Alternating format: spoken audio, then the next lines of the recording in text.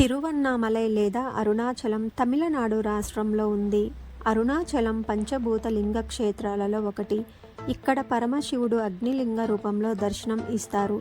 తమిళంలో తిరువన్నామలై అంటారు. తిరు అనగా శ్రీ, అరుణామలై అనగా కొండ అని విశ్లేషణ. ఇది చాలా గొప్ప పుణ్యక్షేత్రం. స్మరణ మాత్రం చేతనే ముక్తి నొసగే క్షేత్రం. కాశీ, చిదంబరం, తిరువాయూర్ల కంటే మిన్నయని భక్తులు విశ్వసిస్తున్నారు. అరుణాచలేశ్వర క్షేత్రం శివాజ్ఞచే విశ్వకర్మ చేత నిర్మించబడినదని, దాని చుట్టూ అరుణమనేపురం నిర్మించబడినదని పురాణాలు తెలుపుతున్నాయి. ఇక్కడ జరగవలసిన పూజా విధానం అంతా గౌతమ మహర్షి శివాజ్ఞ చేత ఏర్పాటు చేశారని స్కాంద పురాంతర్గతమైన అరుణాచల మహాత్యం తెలుపుతుంది. ఈ కొండ శివుడు అని చెప్పడం వలన అరుణాచలేశ్వరాలయం కంటే ఈ కొండకే ఎక్కువ ప్రాధాన్యం ఇయ్యబడుతుంది. ఇది జ్యోతిర్లింగం అని చెప్పబడుతుంది. ఈ అరుణాచలం పరమేశ్వరుని జ్యోతిర్లింగ స్వరూపం కావడం వలన దీని చుట్టూ ప్రదక్షిణం చేయడం సాక్షాత్తు శివునికి ప్రదక్షిణం చేయడం అని భక్తుల విశ్వాసం. రమణ మహర్షుల వారు అరుణాచల ప్రాముఖ్యాన్ని పదే పదే చెప్పి ఉన్నారు. పాదాచారులై శివస్మరణ చేస్తూ ప్రదక్షిణ చేసేవారికి మహాపుణ్యం సిద్ధిస్తుందని మహాత్ముల ప్రవచనం. అందుచేత నిత్యం అన్ని వేళలా ఎంతోమంది గిరి ప్రదక్షిణ చేస్తూ ఉంటారు. గిరిపైన మహౌషధి ప్రభావం వల్ల శరీరానికి, శివస్మరణ వల్ల మనస్సుకు, శివానుగ్రహం వల్ల ఆధ్యాత్మిక జీవితానికి స్వస్థత చేకూరుతుందని భక్తుల నమ్మకం. రమణాశ్రమానికి 2 కిలోమీటర్ల దూరం వెళ్ళిన తర్వాత కుడివైపుకు తిరిగి రోడ్డుకి మధ్యలో వినాయకుడి గుడి వస్తుంది. అక్కడి నుండి కొండని చూస్తే నందిలాగా కనిపిస్తుంది. గిరి ప్రదక్షిణ మొత్తం 14 కిలోమీటర్లు ఉంటుంది. అందులో దారిలో వచ్చే 8 లింగాలను మనం దర్శించుకుంటూ వెళ్ళాలి. అరుణాచలం గిరి ప్రదక్షిణ మహోన్నతమైనటువంటి ఫలితాలను ఇస్తుంది. అసలు స్థల పురాణం ఏంటో ఇప్పుడు తెలుసుకుందాం.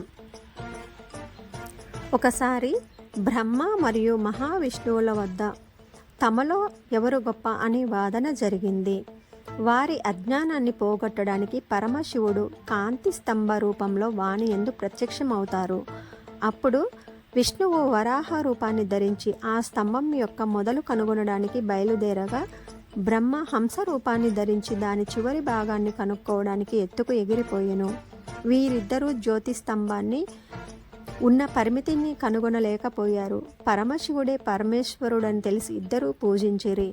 అనంత జ్యోతి రూపాన్ని కొండగా మార్చి శివుడు తనను తాను వెల్లడించెను. అదే తిరువన్నామలై అనే కొండ. తన పూజ కోసం లింగ రూపాన్ని ధరించెను. ఇది లింగ ఉద్భవం జరిగినటువంటి ప్రదేశం. తమిళంలో అన్న అంటే చేరుకోదగినది మరియు అన్న అంటే చేరుకోలేనిది. మలై అనే పదానికి కేవలం కొండ అని అర్థం. ఇక్కడ శివుడు కొండ రూపాన్ని ధరించి ఉన్నారు.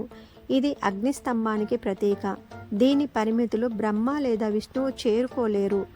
సంస్కృతంలో అరుణ అంటే ఎరుపు, అచల అంటే కొండ, అరుణాచలం అంటే ఎర్రని అగ్నిస్తంభం నుండి వెలువడిన కొండ అని అర్థం. సూర్యుడు, చంద్రుడు, బ్రహ్మ, విష్ణువు కొందరు స్వామిని పూజించి అనుగ్రహం పొందినటువంటి ప్రదేశం ఇది. రమణ మహర్షి తపస్సు చేసి అనుగ్రహం పొందిన ప్రదేశం కూడా ఇదే. తిరువన్నామలై అరుణాచలేశ్వర ఆలయం తమిళనాడులోని అతిపెద్ద దేవాలయాల్లో ఒకటి.